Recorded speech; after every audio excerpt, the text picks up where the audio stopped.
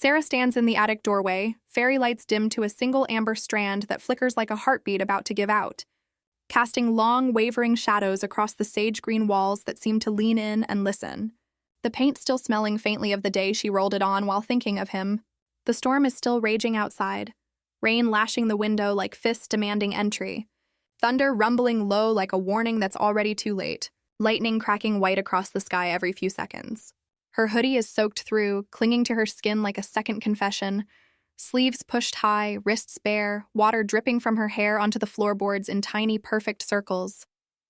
A single droplet lingers on her lashes, trembling, not yet fallen, catching the fairy light like a prism.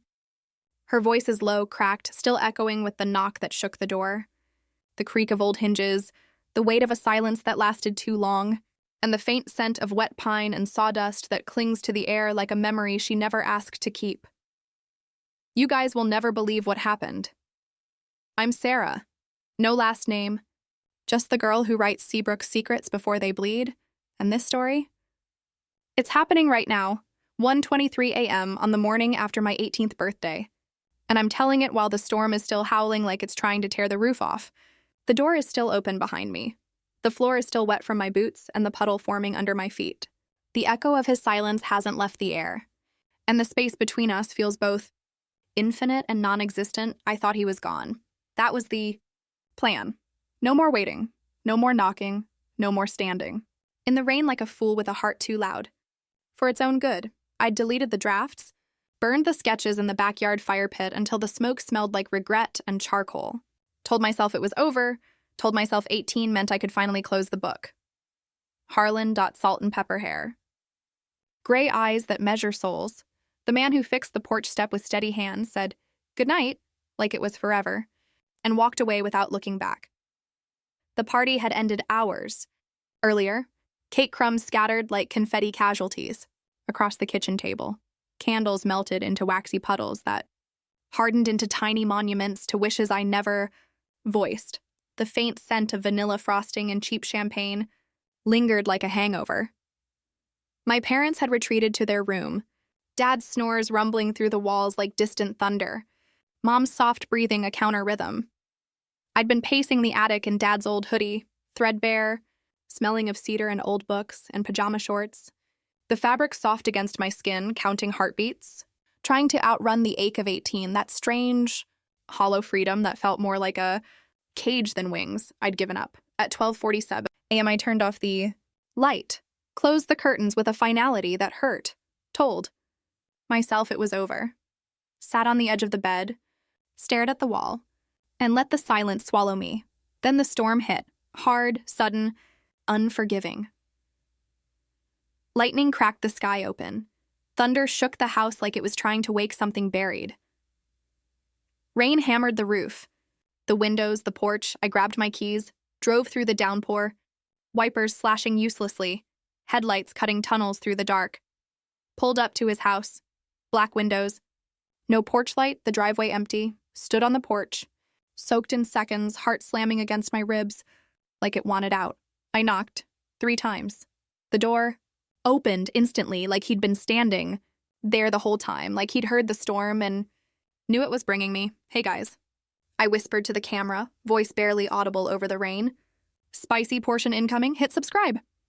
Harlan stood there, still, salt and pepper hair damp from the storm, strands clinging to his forehead like ink on wet paper. Gray eyes storm deep, half smile, flannel unbuttoned at the collar, sleeves rolled high, a single droplet tracing the line of his collarbone like a tear he hadn't earned. His feet were bare. He looked like he'd been waiting in the dark. He didn't speak, just looked, really looked, his gaze traced, the water streaming down my cheeks, the hoodie clinging to my skin, the tremble in my hands, the way my breath fogged in the cold. I felt it everywhere, like his eyes were hands, like his silence was a touch. I stepped forward, slow, asking until we were chest to chest. Our bodies almost touched. I could feel the heat radiating from his skin, cutting through the cold like a blade. My breath hitched. His eyes dropped to my mouth, lingering. Hungry. He reached past me for the door, close enough to feel his arm brush my breast. his hip against mine, the rasp of wet flannel against my hoodie. His voice dropped to a gravel whisper. "You came back." "Late," I whispered back, throat dry. "But perfect," he smiled, slow, dangerous. "Good." His fingers grazed my wrist, barely there, but electric, lingering, intentional, warm, calloused. "Knocking S bold," he said. "Dangerous," I corrected. His thumb traced my pulse, slow, deliberate, counting heartbeats. I like danger. Silence. The kind that breathes. The kind that begs. The kind that waits. I tilted my head. Just enough. "Come in?" He didn't move.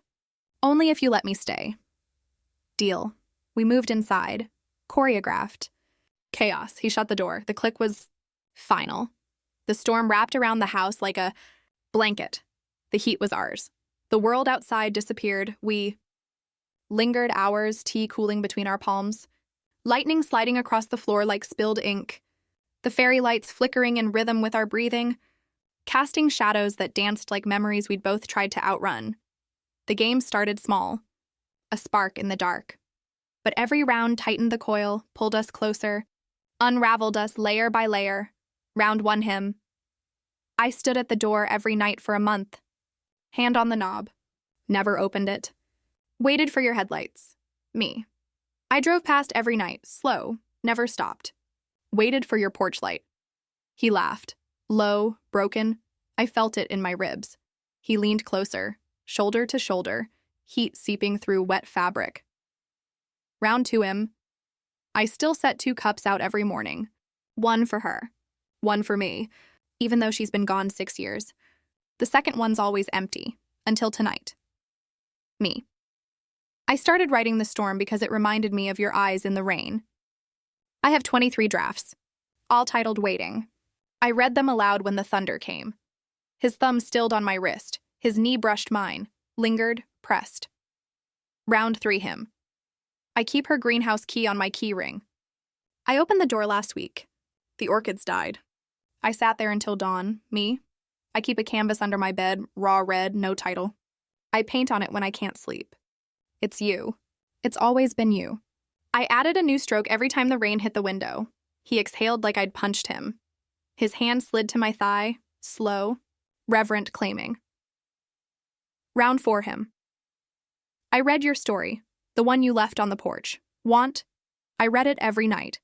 Folded it into my wallet. It's worn thin, me. I wrote it the night you left. I watched you drive away and imagined you opening the door. I left it there, hoping the storm would bring it back. His eyes darkened. The hoodie slipped off my shoulder. He didn't look away, traced the line with his gaze, then his fingertip. Round 5 him. I still have her wedding ring. In a tin under the floorboard. I took it out tonight. Left it on the dash. Didn't need it anymore. Me. I stole your flannel from the line last month. It's under my pillow. I sleep with it when I miss you. I cried into it last week. He closed his eyes. When he opened them, they were storm deep. His hand tightened on my thigh, possessive, grounding. Round 6 him. I almost opened the door the day you turned 17. You were writing on the porch in the rain. I stopped myself. I was a coward. Me. I knew I waited. I wrote your name in the margin of every page. I wrote it like a spell. The air crackled. He leaned in. Stopped. 1 inch away. Breath mingling, heart sinking. Round 7 him. I keep a photo of you in my wallet. From the block party. You're laughing at something I said. I looked at it every mile I drove away. It's creased down the middle. Me. I have a voice memo of you saying my name. When you handed me the hammer. I played it every night you were gone. I know it by heart. His breath hitched. The hoodie fell to the floor. He didn't move to pick it up. His hand followed the fabric down, then up my arm. Round 8 him. I opened the door tonight because I couldn't wait anymore. Sold the house. Starting over here with you, me. With this. With me, finally. He nodded. Once, his hand slid to my waist, anchored, home. Round 9 him. I'm terrified you'll leave again. That I'll wake up and you'll be gone, me. I'm terrified you'll close the door. That this was just the storm. We stared. The game had teeth. The space between us was gone. Bodies pressed, hearts racing, tears mixing with rain. Round 10, final hymn. Truth, I love you. Have for 2 years. Waited for you to knock? Waited in the dark, me. Truth, I love you. Wrote it in every story. Painted it in every red stroke. Knocked because I couldn't wait anymore. Because 18 meant I could. Silence. Then kiss, slow, deep, unforgiving, like a storm finally breaking, like a door finally opened. The tea went cold. The hoodie stayed on the floor. The storm raged on. We stood in the, doorway, lingering, breathless. Hands still tangled, lips still swollen. Foreheads pressed together, rain still dripping from my hair onto his chest. He brushed a raindrop from my cheek. Slow, reverent. I was waiting, Sarah. I leaned in, just enough. Good. Let it stay. Sarah winks at the camera, fairy lights blazing. The storm still raging, the door still open, the puddle still growing. The night stretching on like a wait finally ended, and a beginning finally begun.